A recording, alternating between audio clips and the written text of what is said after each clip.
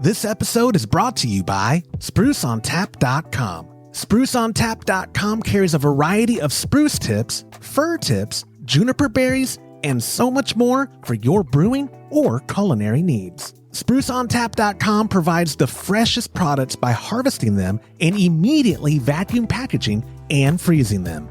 Their products are never dried or dehydrated, ensuring that your order arrives tasting and smelling as fresh as the day they were harvested. SpruceOnTap.com ships out American-sourced, wild-harvested ingredients for people who celebrate craft beverages and the culinary arts. Listeners of our podcast can get 15% off your order of $25 or more when you use the promo code HHH at SpruceOnTap.com. Again, that's SpruceOnTap.com. Use promo code HHH and get 15% off any purchase of $25 or more. Thank you, SpruceOnTap.com, for supporting our podcast and better brewing. This episode is brought to you by Muntins Malts, a company that is passionate about providing premium malts to brewers worldwide. For over a century, Muntins has been a leading supplier of brewing and distilling malts, offering the finest British malted barley on the market.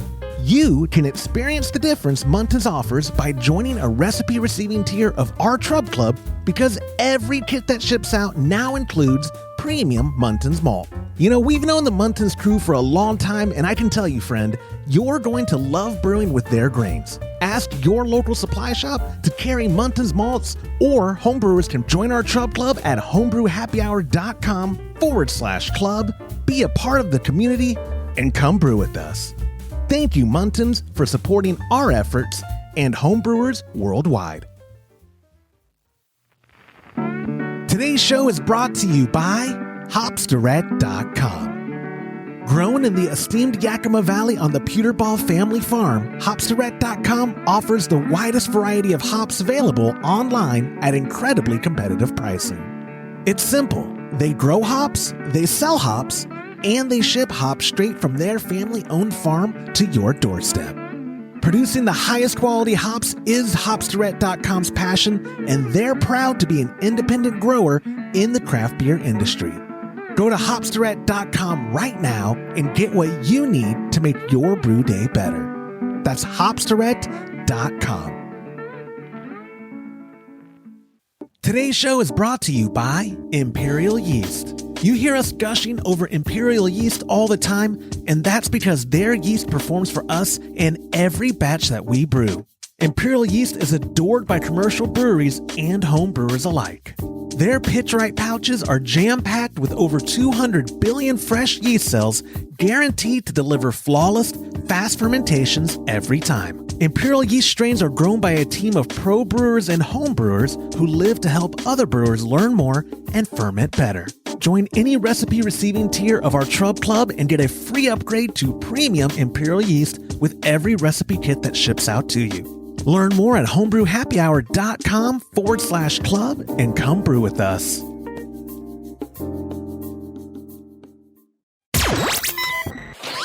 Entertaining shows with content that spreads information and sparks discourse throughout the community. This is the Pearl Media Network. Figuring out Sparge water ratios, Pilsner recipe but ale yeast, does time heal all off flavors, and using gas side ball lock disconnects on the liquid side post. This is Homebrew Happy Hour, episode 353.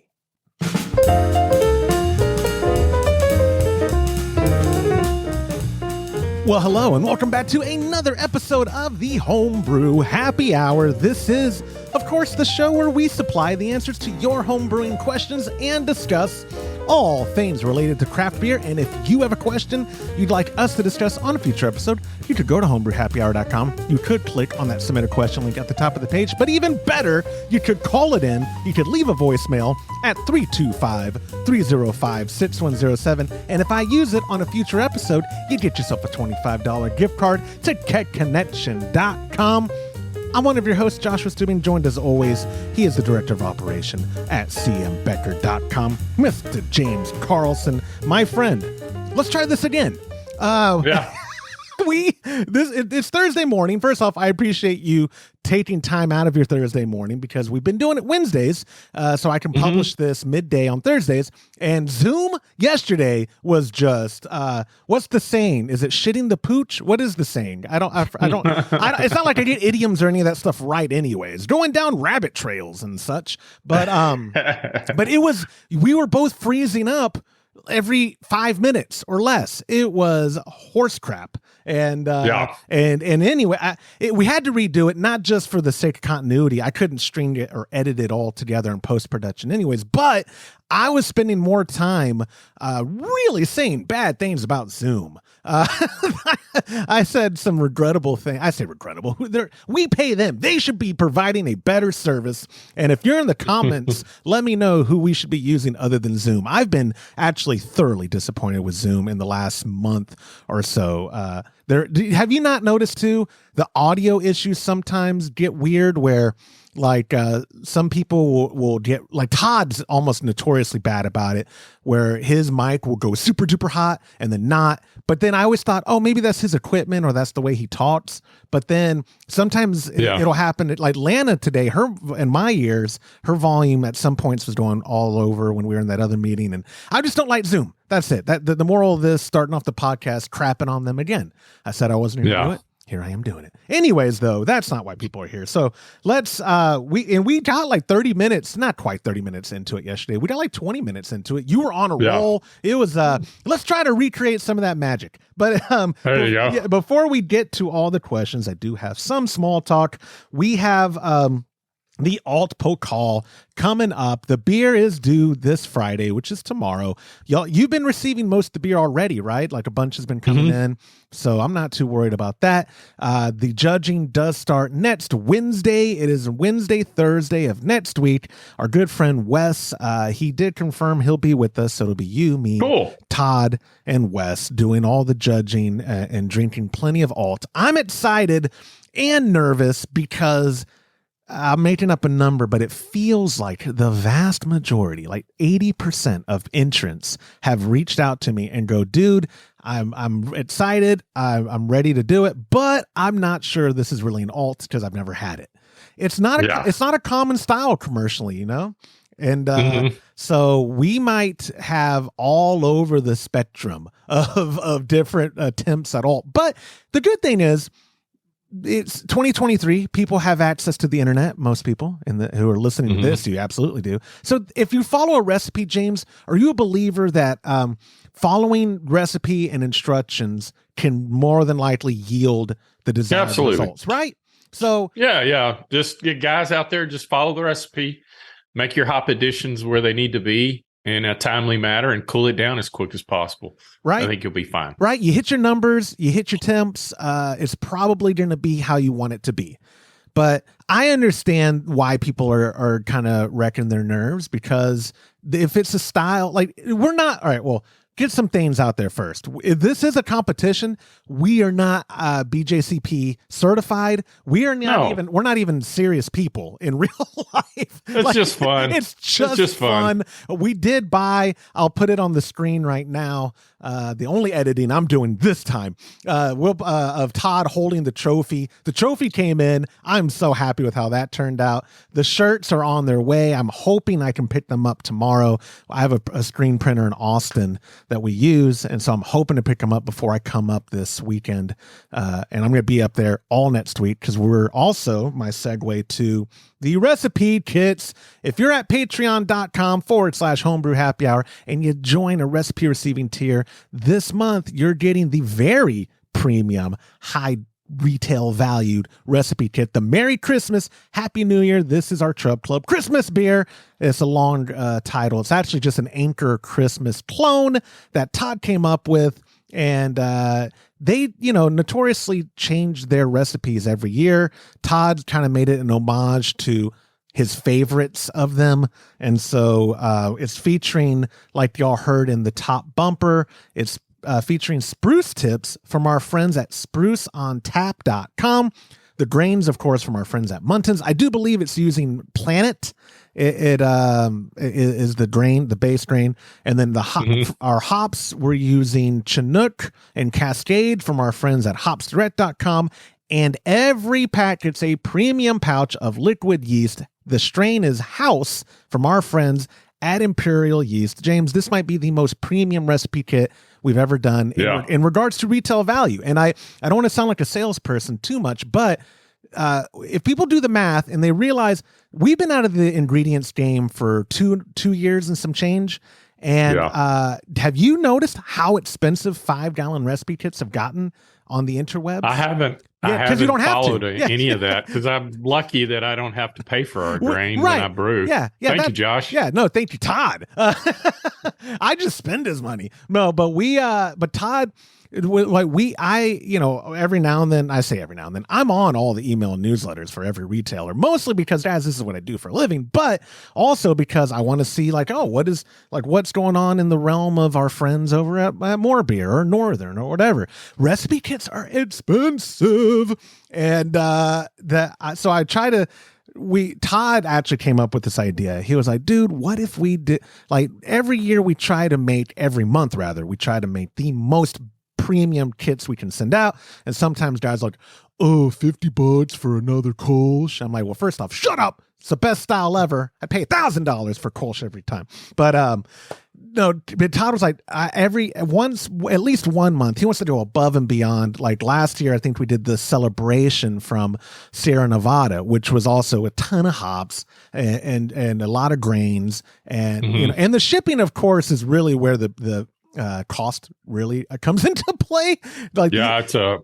It's more so than a third expensive. the cost of the kits is shipping. Way more for the average to ship it out. The average for us is about $24 to $26. So I say if I'm averaging that out, or the median, it's like $25 to ship these kits out. But I don't think people out there realize it's that expensive. FedEx and UPS is out of sight. Oh yeah, UPS is so high now that we don't even bother to quote anything with them because FedEx gives us really good rates, and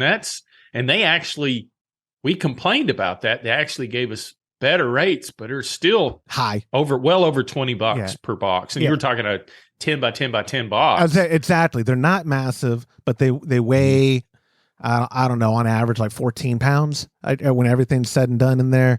Not cheap at all. And like you said, the prices are high. They're Dave Chappelle half-baked high. That's how high they are, guys. I haven't watched that movie since high school when I was also half-baked. But so if you go to patreon.com/homebrew happy hour, this is a great kit. If you like that piney stuff. Now, funny, Todd isn't here. We'll get to why he's not here, but he's the guy, of course he came up with that recipe, who of the three of us would appreciate it the most. I'm excited for him to brew it.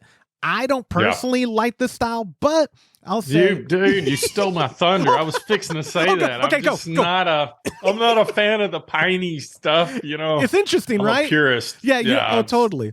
It will be interesting come December at the barn when Todd has this on tap. He'll have my breakfast stout on tap. We're going to have some good holiday Christmas time beers on tap. The breakfast stout was another one people have been asking us to do. We can't get it done this year. We already have our grains and stuff with our sponsors and that ordered out for the rest of this year. But I'm not opposed to doing a breakfast stout I think you should for our most premium kit, because that's also your another breakfast stout. That's also going to be another very premium kit in regards to what would ship out with it, or we'd have to have the guys source, because we do. My Pop and I's recipe with the cocoa nibs and a bunch of coffee and whatnot. We're gonna brew it soon, and I can't decide if we're gonna live stream it or not. And that would be really contingent on where we brew. If we brew here at my house, is set up in my garage now for live streaming. My dad's house is he has property, and where we brew, the internet's not that great out there. The guy worked for AT&T for like 150 years. You think he'd have fantastic internet? Explain that. Yeah, you think he'd have good internet. He's so cheap. He's like, he's retired from them, and I think he just sticks with whatever he doesn't have to pay the most for. So they're, I think he's on 1994 T3 line. line, or what were they called? No, those were the good lines. Yeah, the T1s were fast. T1s were the fast. They were expensive. They were like $1,000 a month. Yeah, that's what businesses had in like 98, right? Mm-hmm. Yeah. No, we were on 56K. That's what it was. We were on dial-up. Yeah. And then my mom would pick up the phone, and everything I was browsing, girls in bikinis or whatever, little 14-year-old me was browsing. Mom, no. Anyway, so yeah, patreon.com/homebrew happy hour. Join any tier. We appreciate everything that our Patreon members, all the support, and we literally could not do this without you guys. So we sincerely appreciate everyone from the $1 up into the $115. That guy gets, is it a 15-gallon recipe kit every month? I forget what the 115 is. It's either 10 or 15. I think it's 10, actually. Yeah, I think it's 10. We have a 15 one, and we had a guy in it for a few months, and he was like, dude, he went down to the 5-gallon because he realized brewing 15-gallon every month is very difficult to keep up with consumption. And we were like, what do you mean it's difficult? Well, Todd was like that. Todd was like, you just need more taps, bro. It's all you need. Mr. 9 taps. My pop and I have 4. You've got 4 or 3? I got 3. 3, that's what it is. Yeah, through the wall. Yep. Through the wall, 3. Mm-hmm. Yeah. Anyways, so the Alpo call got that. Speaking, I wanted to give a shout out. Speaking of the breakfast stout my father and I are about to brew, we have talked about it on an episode not that long ago, and a listener, our buddy Joel from Montana, reached out to the office line, I think first, talked to you, and you're like, hey man, get a hold of Joshua, and his offer, his brother-in-law Ben owns Fieldhead's Coffee Roasting Company up in Montana, and Ben is shipping us a care package of coffees to use in this breakfast stout. So when he comes back, he's going to be ecstatic that my pop and I are not using Folgers. He's going to be so happy that we're not. And I might still use an empty can of Folgers and put this premium coffee in it just to mess with Todd. I might do that. He doesn't listen to the show. I can say whatever I want about him right now. Or he doesn't go back and listen if he's not on. Narcissist. But he and Ben, thank you, Joel, again from Montana. He's called in before, longtime listener. We appreciate him. Yeah, I talked to him. He's a good guy. He's a good dude. And that bugged the out of him, you using Folgers. So that was the first thing he said. Bro, it bugs everyone who reaches out. They're like, Josh, you're kidding, right? That you use Folgers? I'm like, no, we did. Last year. That's what I drink at home. I drink black silk Folgers with the French press. It's good. Yeah, French press. I didn't know. I would not take French press is a fantastic way to make coffee. Oh, it's the best way to make coffee. Dude, I know. Absolute best way. I got to steal it from the barn. I had a French press. My wife, I'm doing air quotes for audio only listeners. She upgraded to a Keurig, and so she just uses that. So I took my French press to the barn, and it's just been sitting there. No one's using it. I'll take it to the office. You can French press. Nothing wrong with the coffee that Todd and Liz provide at the office, but something about that. What's the brand? It's a super Bun coffee. We've got that industrial office. Everybody's seen them. Yeah. Bun coffee maker. How it can take good coffee and make it just coffee. Like I've never had a cup of coffee out of that machine that I was like, yeah, that hits the spot. I've always just been like, it's drip coffee. And I'm not a snob, but like French press for some reason to me always brings out the best of that coffee as opposed to drip. But I'm spoiled. I have a coffee shop down the road from me, Mochas and Javas. I just go in there and have their dark roast. They make it much better. And thankfully, it's only like I've spent so much money there. They have a loyalty program. Like my next 58 cups of coffee won't cost me anything because my kids get something almost every day on the way to school. So the point being, I'm bad with money. So, thank you, Joel, again from Montana, and your brother-in-law, Ben. We really sincerely appreciate that. And I'm looking forward to how, worst case scenario, if we mess up something in the batch, at least the coffee is going to be good. And I imagine we'll have some left over, so we'll have to make some and see what that bun does to it. No, I'll bring the French press and we'll do it better that way. Or pour over. I have a lot of friends who are big on pour over. But anyways, that is all the small talk I have besides mentioning Todd's out hunting antelope. I'll put his picture right here of that. He shared it with us. Did you know when they go up to Wyoming, they're only supposed to be able to shoot does? But Todd, he didn't tell me how. I don't want to go into the dirty details, but he said he was able to negotiate with the property owner, and he was the only one allowed to kill a buck. Isn't that? Oh, wow. Of course, if anyone can convince a property, it would be Todd. Yeah. He shared it with me. I'm in a group chat with him and the guys that come up for opening weekend of deer season in Texas, which is in 2 weekends now. It's coming up quick. And he shared it, and the guys were like, whoa, I thought you were only allowed to shoot bucks. And the other guy, Bauman, who you've traveled with Bauman. Bauman was like, him and Julie, awesome people. Super awesome people. But Bauman was like, oh, I don't even want you. No, it's disgusting. Todd was he's the only one who could shoot a buck. He worked it out with the property owner. No. But the buck was good looking, and I'm looking forward to eating it. Todd is very gracious with sharing the meats that he curates, from these hunts and whatever. And that's my favorite part of going to the barn is, this time of year, he'll make a chili with venison and hopefully now some antelope and whatever other things that him and his buddies kill. It's very nice. It's a very privileged position to be in. So anyways, wrapping up all that, I don't have listener feedback this week, but I do have 3 questions, including 2 voicemails. Our first question is a voicemail. It's our buddy Nate from Oregon.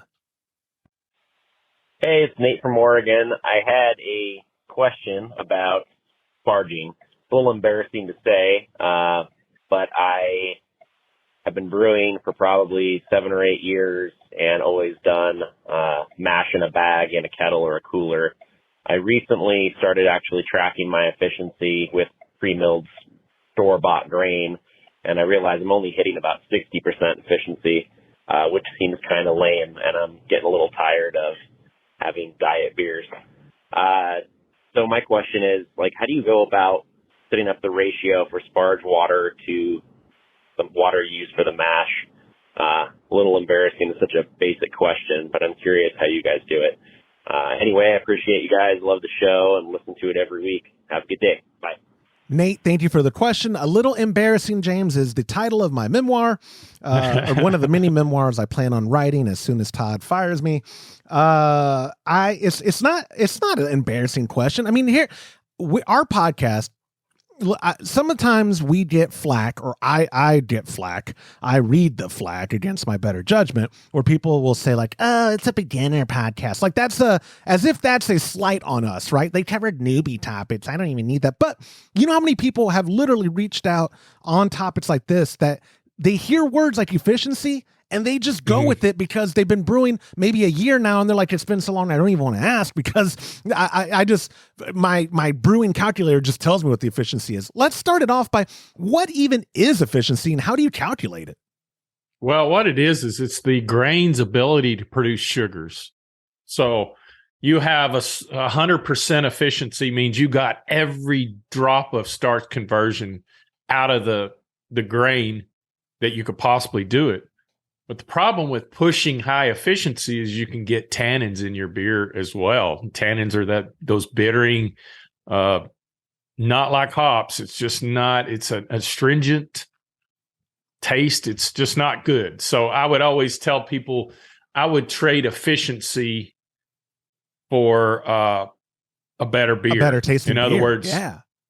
I used to be on that bandwagon too. Years ago when I first started, I was like, man, I got to get my efficiency up.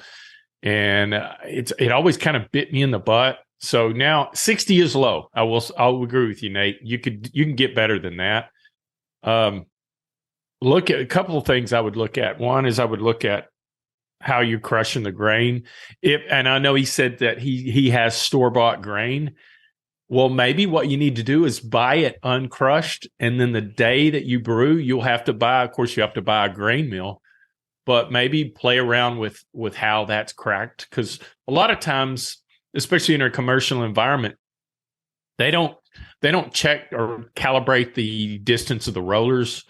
I mean, because we've been there, Josh, and you do it every week, every month. Yep. I got to get these out. Yep. It's not stop. Let's make sure these rollers are 25 to 28 thousandths, whatever it is. So that could have something to do with it. Because if you have some grains that aren't getting cracked enough, then you can't get access to the starch with the hot water to turn it into sugars. Another thing too, he mentioned how do we measure sparge water? I don't really do that with the Brautag. What I do is my biggest concern is water to grain ratio, and I always shoot for 1.5 quarts per pound of grain, and that gives me enough circulation to where it doesn't. If you try to push that like 1-to-1, you can do 1-to-1 with a brew in a bag because you're not circulating through a screen, which can cause the circulation to slow down and absolutely stop because it's just too thick. And so with that being said, once I get and I'm always monitoring the gravity during the mash, and I'll mash minimum of an hour. Sometimes I've done a 90-minute, but usually just an hour is enough to where when I go to move that into the boil pot, I'm using the water from the HLT back into the mash on top. So it's just a slow, steady rinse. And if I'm not hitting the numbers, I just boil down. Just boil down. Yeah. Yep. So if you're going to sacrifice yield, if you just cannot get your efficiency over 60%, well, then maybe you need to think about adding a little base malt to make up for the difference. Get a good brewing software like Brewer's Friend, and then you can monitor it. Because with Brewer's Friend, when you do a recipe, you have the ability to actually brew that recipe and type in those numbers that you're getting on that. And that will give you an idea where you're at on your efficiency. And if you can get anywhere close between 70 and 80%, that's going to be in a happy place you want to be. Todd is, and with the Brautag, the way we design the mash, it's got a huge area suspended 2 inches off the bottom of the kettle, where most Herm systems, they collect in the middle and they're about that far off the bottom. We worked. Yeah, and we worked really hard, and that was a learning curve because we kept compressing and smashing our false bottom because it just couldn't handle being that high off the bottom, and all that pressure with the grain and the water circulating was just crushed the false bottom. So we fixed that problem with a supporting ring and extra legs. But the reason why we did that is we get more surface area rinsing through the grains. So what I'm getting at, I'm kind of trailing off, but what you could do if you're doing a brew in a bag, I know you're going to lose heat, especially if you're in a cooler and you open it up, but try stirring it a little bit. And then you could when you do your Sparge, you're probably doing a batch Sparge. Just make sure your water's where it needs to be. It may be something as simple as your Sparge water's not warm enough to rinse the sugars off the grain. And that's probably what's going on. You got to think, well, the water's 170 degrees. That's not how we do that. You have to calculate how hot your Sparge water has to be from the temperature of the grain bed. So if you're 150 on the grain bed, most people, they'll mash at 150 degrees. And let's say it dropped a couple of degrees during the hour mash, and you open it up, there's calculators online that can tell you, okay, if you've got 148 degree grain and it's this many pounds of grain, you need to have 180, 185 degree water infused in that to bring that temperature up to 170 to rinse all those grains off the sugars off the grains into the boil kettle. That's probably what's going on. So check that out, watch your temperatures, and if you're not hitting your gravity, just boil down to where you need to be. And like you said, you took the words out of what I was going to say regarding calculators. I don't know if y'all have ever heard me say this on the show before, but it is the best time ever to be alive as a home brewer, as a human, really. I know all these awful things are going on in the world, but just stop for a minute, pause the show, thank God that you're alive, you're able to listen to this, and you have the technology to consume such a wonderful show like this. And then we're back. Using calculators is like, it is a godsend, like you said. I mean, we have calculators at homebrewhappyhour.com, but I'm not so presumptuous to assume that everyone else isn't just using their brewing calculator. Like if you're brewing in 2023, more than likely you're using brewing software. We happen to use brewersfriend.com. They're friends of the show, and we just love I love their website version. They're finishing, I've heard, the new app to actually make the app good. You use the web version as well, I believe, right? Because the web version is just phenomenal. But like you said, for figuring out the Sparge water, you can put all that stuff in, and it'll tell you, oh, you need this amount and put it at this temperature, and then you know, it doesn't give you time. But what would you say, actually, James, while I'm talking about Sparge, is there too long of a Sparge or too short of a Sparge?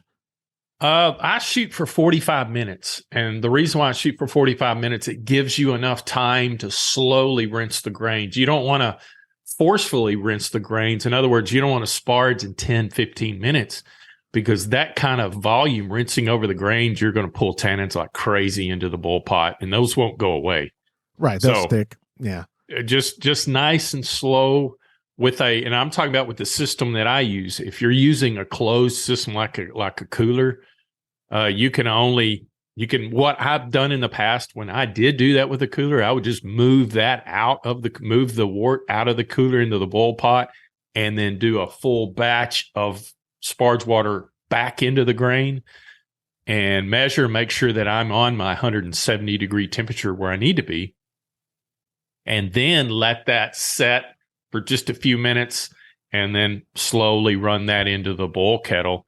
And it just, patience is a virtue, I understand, but slower the better, nice and easy. On a rims or a Herm system, the rule of thumb is you want to do we call that a fly Sparge. So water's coming in over the hot water. With our system, I'm able to run it up to one. I do what is called a mash out. So I run the temperature on the HLT up to the mash at 169, 170. And once the mash is at that temperature, my Sparge water is already there. That's the cool thing about a REMS or a Herm system.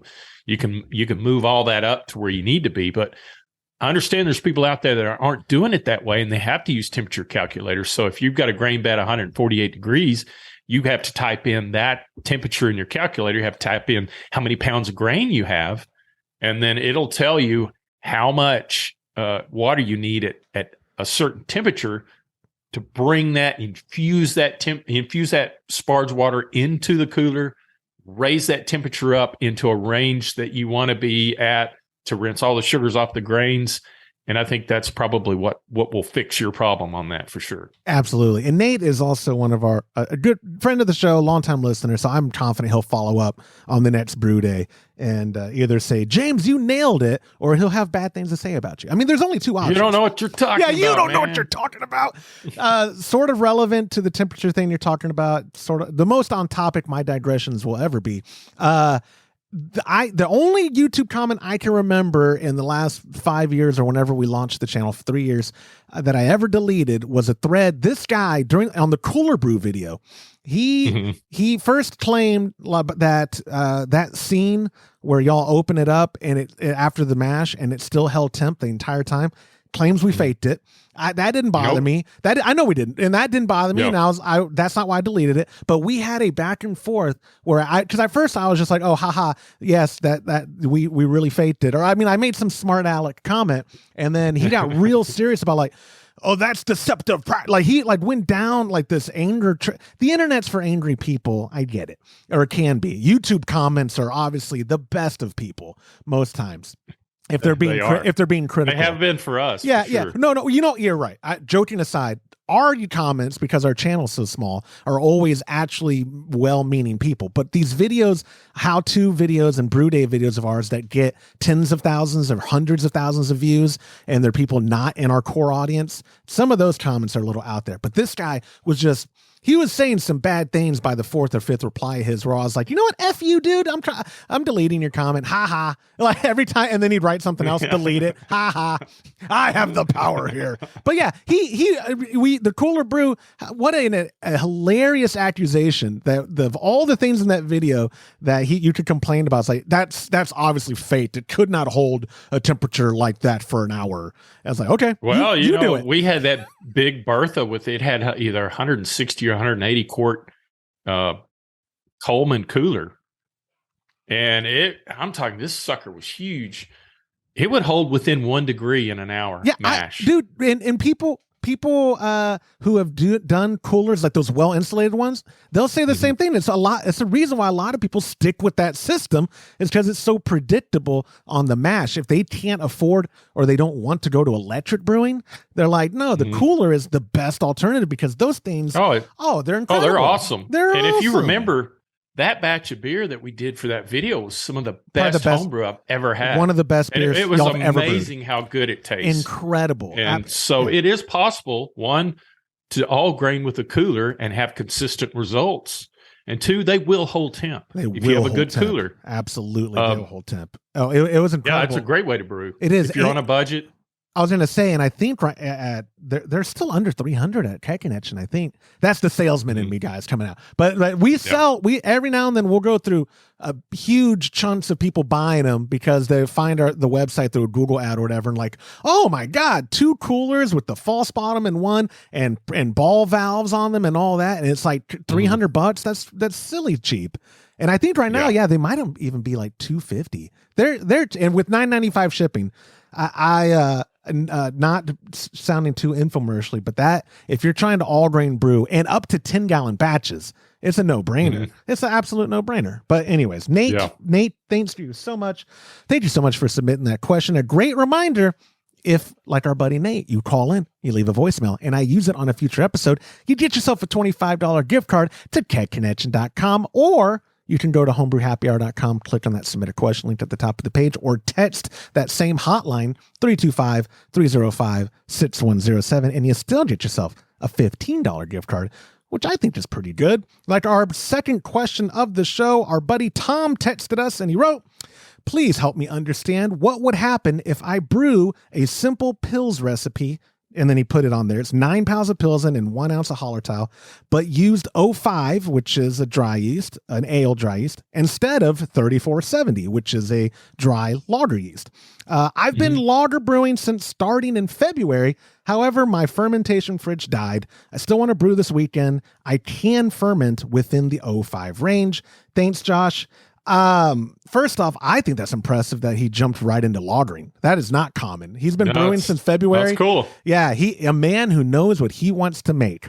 Crispy lagers, who wouldn't want those from day one? Now, James, the Kolsch recipe that I stole from you and barely tweaked is very similar, right? Like a 5-gallon batch, 9 pounds of Pilsen, a pound of Vienna, and or is it Caravien? No, it's Caribbean. Thank you. And then some Hallertau. What? I don't know how deep you want to go on it. Like, what are the results of top and bottom fermenting yeast on the same exact recipe? Are they going to be very similar? Is the lager yeast by default going to be more clear and crispy? Like, what could he expect from making it? What you got to remember is an ale yeast is more of estery yeast, or in other words, you can have fruity notes and all that. This is the way it's designed. It's about how the yeast consume the sugars and what the byproduct they leave behind. Of course, we know it's alcohol and CO2, but also there's esters that can be created at room temp. It's good. It's a very good yeast. I actually just pulled that technical sheet up on 05. So it doesn't show to have any phenols. The alcohol tolerance is awesome. I had no idea it was all the way up to 11%. That's pretty good. Oh, wow. The Cheetos, the 05? Oh, wow. Yeah. The attenuation is awesome at 78 to 82%. It's got low esters, so it's a neutral yeast strain. Now, if you were to compare that with, let's say, 3470, you're probably going to find that the 3470 is designed to ferment in a cooler environment. Of course, you can use that at room temp, and it's probably going to may not create much difference between the 05 at room temp and the 3470. I have done both, and I like it. It may create just a little more. It's not going to be as crispy and clean because it's working in a different environment. And what I mean by that is the higher temperature is a completely different environment for yeast. The good thing is the yeast is going to multiply quicker. It's going to get done faster. But yes, you may have a little bit of esters. 05 is pretty much a neutral yeast. So that means I say esters, it's going to be small. very little, not compared to like a yeast that's designed for IPAs, or a good example would be like a Hefeweizen yeast that's designed to really shoot those esters out at room temp. Yeah. So here's a question, and you sort of answered it, but I want to extrapolate a little. That I was thinking as you were saying that. So assuming Tom isn't doing this under pressure, and you had the amount of 05 you needed, or you had the amount of 3470, and my lager fridge is dead, son of a gun. Would you do the that same batch with 3470 at 65 or whatever the high end of 05 is? Yeah. Or which would you, James Carlson, pick? If that's all I had. If you had both. If you had both. If I had both, I would probably use the 05 and save the 3470 for colder temps. But just like anything, try it and see if it turns out to be a really good, unique product.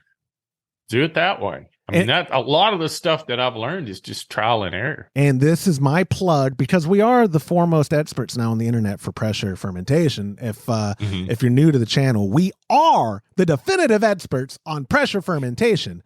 I would say this is like the scenario where, like you do lagers all the time, and you do them exceptional. And if the glycol machine died 4 years ago, you'd be like, son of a gun. Well, I guess maybe I'm not doing a lager this week. But now, under pressure, you're like, okay.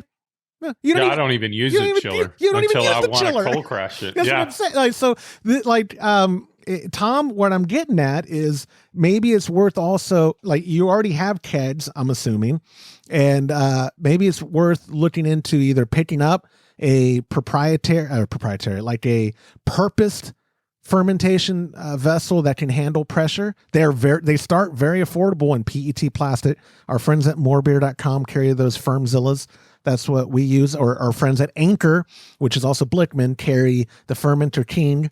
There's a lot of options out there for under $200 for very large volume sizes too. So you can get into pressure fermentation real easy. And then, you don't have to do one or the other, but you'd be able to, hey, I like doing lagers traditionally, but my fridge died, so I still want a lager on tap. I'm going to just do it under pressure with the 3470 at room temp, and boom, I'm going to get a crispy lager still. And then cold conditioning, if you have a serving fridge, obviously, you can use that for your cold conditioning and all that to get that lager down to temp and let it sit for, I forget how long you like to let yours sit for ideal, like 4 weeks, 3 weeks? I wish I had that kind of patience. In an ideal world. Yeah. If you can get by with letting it condition for 4 or 5 weeks, that's going to give it plenty of time. Because some of the yeast that you use, especially if they're a real German strain, they tend to be pretty powdery. So it either takes extended lagering to get them to clarify, or you have to filter them mechanically. Just to get that out. A lot of the yeast, especially like the harvest yeast that Imperial sells, it's very flocculent, which means once it goes dormant, they clump together and fall to the bottom of the fermenter, and that helps with clarity. In fact, their Cole strain is super clear. Oh, so good. Oh, it's so Dieter is so good. Pitch that, and it'll go to town quick. It'll get finished up. Most of the Kolsch's I brewed in the past using their yeast, it's done. Primary fermentation is done in 3 days. And you look at it and it drops out almost, I wouldn't say bright, but pretty clear. Pretty stinking So it is clear. possible to brew a beer and have it drop out clear and be able to keg it and serve it fairly quick. And wrapping up his question, but making or pointing something out that I want to about his question. I'm preaching to the choir with you, Mr. Carlson. I would be in heaven if I just had bulk Pilsner malt, bulk Mittelfrüh hops, and then Dieter and Harvest, because then you could get whatever. Like we could have bulk of Carapils and Vienna and Caravienne. And then think of all the wonderful German beers we could craft between those two things. It would be true. Heaven. I mean, you could, and it's crazy how Kolsch is starting to take over.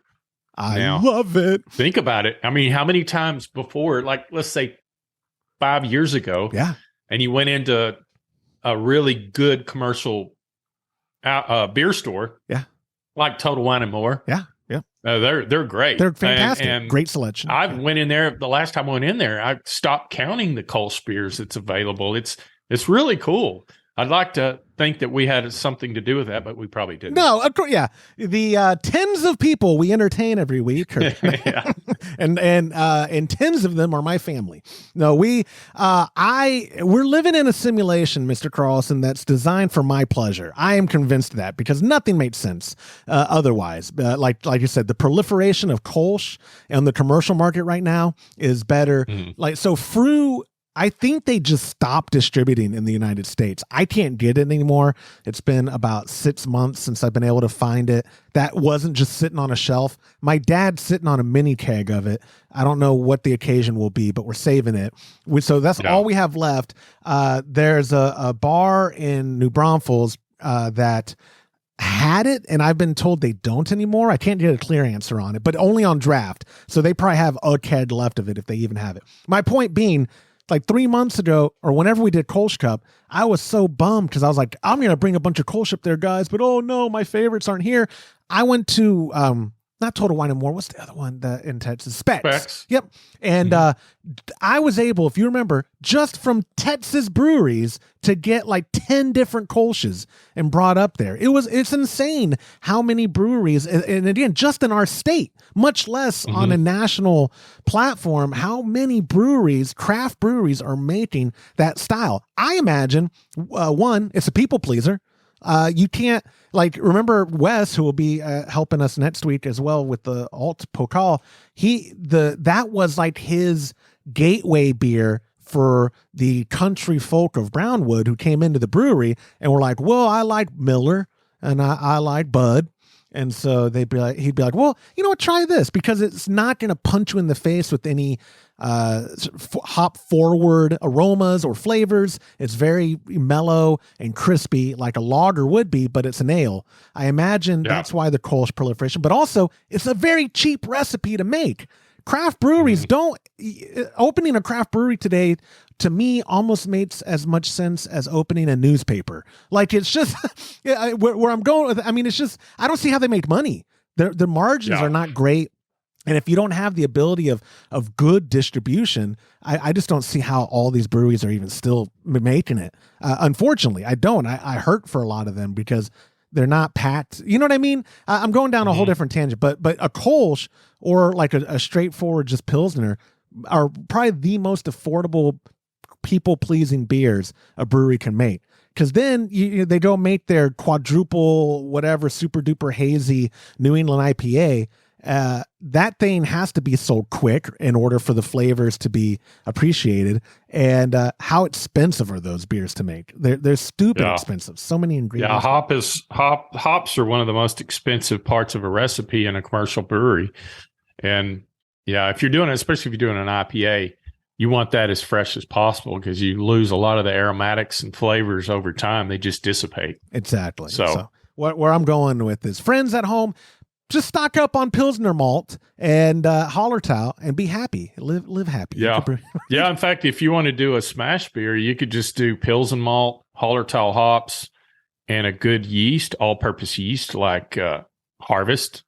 If you're doing lagers, or House if you're doing ales, and go to town. You can make a really good, delicious, simple beer for not a lot of money. Do you think maybe in the warmer months we should do, because remember in the past we used to offer lager or ale when we were doing homebrew ingredients, and now with the logistics of yeast ordering and all that, we hadn't really offered it, but we could do a smash kit and we could offer it up, right? We could say, hey, sure, this kit is either to go out with Flagship, which is that same kind of Chico strain from Imperial, or it's to go out with Harvest. And then, we could get real field feedback from that recipe of like, oh, dude, it was phenomenal. I lagered it and blah, blah, blah, blah. Or someone would go, oh, well, my ale, though, had some hints, like you said, some fruity esters to it. And it would be real interesting to get Trub Club feedback. Yeah. But anyways, I'm digressing too much. Tom, thank you so much for submitting that question. Final reminder as we go into our final question, when you text 325-305-6107, you get yourself a $15 gift card. You're like, that's good, $15, that takes off a lot. But even better, hear me out. Call it in to 325-305-6107. Leave a voicemail that's even halfway decent or just sucking up to me. I use it on a future episode. You get yourself a $25 gift card to kedconnection.com, courtesy of the absent Todd Burns. Like our third question, our buddy Dan from New Jersey called in, leaving a voicemail. Hey guys, this is Dan from New Jersey. I have two questions for you. The first is in regards to an off flavor in my beer. I was making an Italian Pilsner, and my fermenter is being taken up by an alt beer for some rinky-dink alt beer competition I'm putting it in. Yeah. So I didn't have temperature control, but I had some Quebec Lutra yeast, which gave it a hot alcohol off flavor. It fermented around 75 to 80 degrees, just room temp. So do you think that will go away? I thought the Lutra would be clean flavor, but this is my third foray with Quebec, and I've had issues, so I think it'll be my last.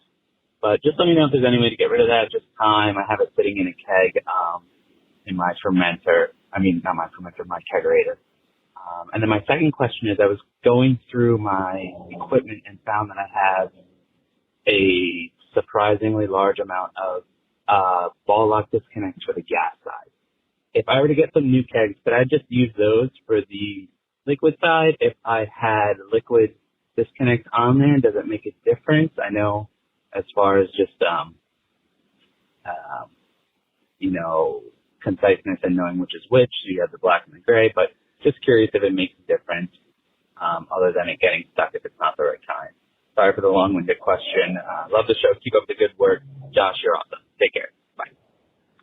He redeemed himself with the Josh, you're awesome. I was about to say, Dan, I'm marking your alt beer, and I'm going to make sure whether we live stream it, we're going to publish it. I just don't know if we're able to live stream it because the barn internet has not been consistent lately. But we're going to record it. We're going to record it and publish it. But anyway, I'm going to mark on your beer, Dan. That way, when we're tasting it, I'll be like, "Oh my God, what is this? This is garbage."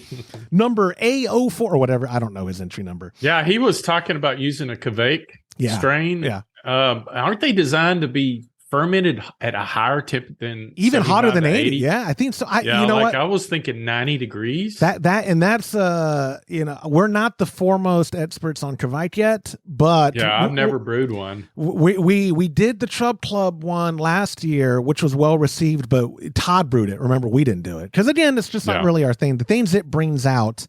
But people for pseudo loggers, they swear by it, right? They swear by and good for them. I'm going to get a text message from our buddy Jonathan Marut about he's the Kvike guy in my life. So he'll be like, no, this is what that would be good. That definitely would be a good question for him because I just don't have enough experience. Now I know that in some strains of yeast, if you ferment at a higher temperature, you can create what's called fusel alcohol. And that's that burning taste when you take a drink. And a lot of times that won't go away if it's been created, at higher fermentation. But if it's low enough, maybe it'll mellow out. Mm-hmm. So I would just tell you, Dan, out there, just give it time, let it condition, just forget about it, and just let it set somewhere cold, and then try it in a month or two and see if it's made a difference. If it hasn't, then at least you've been patient enough to try it out and see if it's gone away. Right. In your experience, what you don't have to, not to put you, Johnny, on the spot, but in what instances are off flavors able to be lost thanks to time? Like, can you go because for me, it's like, oh, my keg has diacetyl. That doesn't ever go away in my experience when it's heavy from the beginning. Like if it's butter right from the start, it may just be less butter in 3 months, but it's still there. In your experience, can you think of a time where you had an off flavor at first and then maybe a few weeks or a few even months later? Oh, yeah. I can tell you exactly what sulfur is generated by a lot of some certain strains of yeast, lager yeast. And that one will definitely go away over time. It'll dissipate. But we've found out at HomebrewCon one year that diacetyl infection got worse over time because it was stored in a 100-degree plus warehouse. Yep. Gosh, that still gets me. I had to pour a 5-gallon keg of Pilsner down the drain. Lemon in drop the too. That, and you had just Yeah. dialed in that first keg went so quick on day one, and we were like, you want to tap into? No, we need the other keg for tomorrow. Okay. And then my favorite part of that story, because we can laugh about it now, is you dumping it and what the people in the stalls around you, because you went to the bathroom and that to the toilet. Yeah. and that trade show floor, was that Minneapolis or where was that one? No, in Minneapolis. I thought it was Portland. It was Portland. And that trade show floor, conveniently, the only convenient bathroom near us is where the bathroom everyone used. And so you're going there like right when the show floor is about to open, because it was the pre-show opening. It was actually Michael Ferguson, our buddy Mufasa, our buddy Michael, who was like, I think you want to try that again. It gave it to me, and I was like, oh no, James. But so there's people in the bathroom when you got in there in a stall, and no context. If I'm taking a dump and next to me I hear blah blah blah blah blah blah blah blah blah blah. Yeah, God only knows what they were thinking. Poor guy, his guts just exploded. They the worst explosive diarrhea in the history of Homebrew Con. I would have recorded the audio on my phone and put it on my socials. Like, what's this guy doing? Bad night at Taco Bell. But you were so distraught. But so there are like time here. My take on it, my very surface level take on it. If you have the keg to spare that it's in, like that, you wouldn't need that keg for your next batch, and you have the space in the fridge. Let it sit. Try a month at first, and then try it, or try. Yeah, just forget you have it. Yep. And put it, especially now that the weather's starting to turn cool. And he's in New Jersey, so New Jersey weather, it's either boiling hot or just cold as shit. Excuse my language. Oh, you're good. But anyway, I would just let it set over time and give it a month or two and see if it clears up. If it doesn't clear up by then, you'll just have to take the hit and pour it out. Yeah. But try first before you give up on it. Now, on the second question, he's talking about he's got a lot of gas disconnects. Yes, there is a difference. There's different inside diameters between the gas post or the gas disconnects and the liquid disconnects. So don't try to put a gas on a liquid or liquid on a gas. And sometimes you can get them stuck on there, and you'll have to break them to get them off the post. It is such a pain. My biggest argument, if I had to make an argument for why Penlock kegs could be preferred for people like me who are sometimes too dumb to pay attention to things. You cannot put a Penlock disconnect on the wrong post. Yeah. It's literally impossible, and it's been a save for me, a foolproof save for me many a times when I have to use the Penlock kegs that I have, because I just have so many more ball lock. It's not like, I have to use the Penlock. But when I get to that point of using a Penlock, and why won't this go on? Oh, wrong pins because of the locking mechanism. Well, I think that's the reason why Coca-Cola stuck, because they're the reasons why there's a Penlock disconnect. Those were their kegs. And they did that on purpose because they didn't want people out in the field, restaurant owners changing soda kegs out and crossing the streams, so to speak. So a Penlock, you can't cross those up. Now with a ball lock, it is possible, especially a lot of the posts are made in China. And we all know tolerances on machining in China is a lot different than like Germany. So it is possible to get a liquid on a gas and a gas on a liquid. But if I remember one time I didn't have my glasses. I thought I was on the liquid, and I hammered it in place, and I had to destroy the disconnect to get it off. So I know personally, just get some liquid disconnects. Dude, they're cheap. Yeah. Or gas disconnects, because he has a ton of liquid, right? Or no, or is it the other way around? I thought he said he had a ton of gas. My bad. He probably did. Yeah. But I'll tell you one of the early times where I think Todd might have called me an idiot. This was early on. This might have been in his backyard when I first got hired. But I remember getting a disconnect. I don't remember which one I got stuck. For conversation's sake, I put a liquid on the gas side, and I can't get it off. And he would only come home. Back then he had a full-time job still. This was 2008. This was probably May or June of 2008. I'd been there for a few months or a month or so. And so by the time he comes back, like Friday, I stuck around to be like, hey, boss, I'm so sorry. This is stuck on this keg. I tried everything. I don't want to break anything. Can you help me?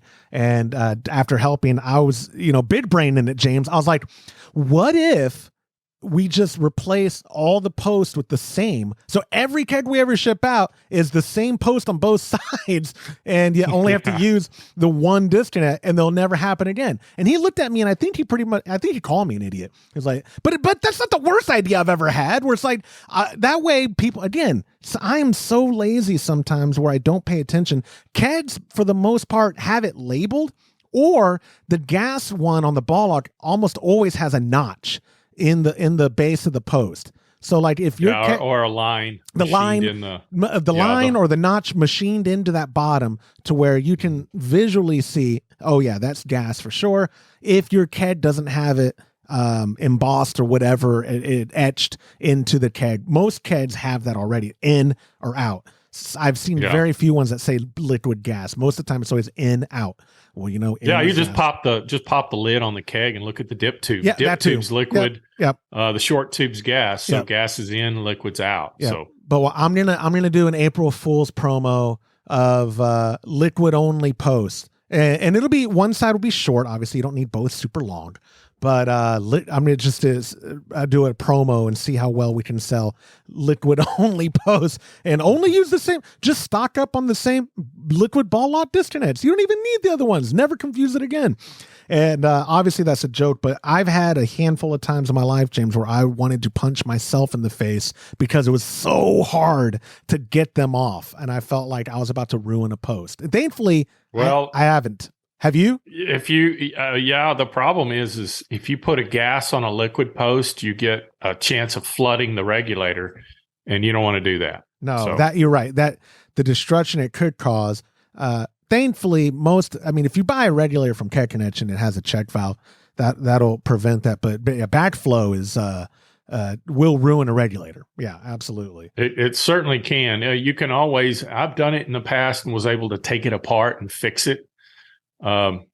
So, you know, that's at least that can happen if, let's say, for some reason you have one of our regulators and you do that, just ship it to us. I'll be happy to take it apart, clean it, and get it tested and make sure it's working. I'm glad you said that, because I was about to make the claim like, well, a CM Becker regulator with the 5-year warranty, I would just ship it to you. And then Todd's going to hear from someone I made that claim and go, no, that's no. Todd historically has had the best return or exchange or repair policy of literally every retailer ever. I used to call him the Walmart of the draft beverage industry, but his return policy today is better than Walmart's. Remember Walmart?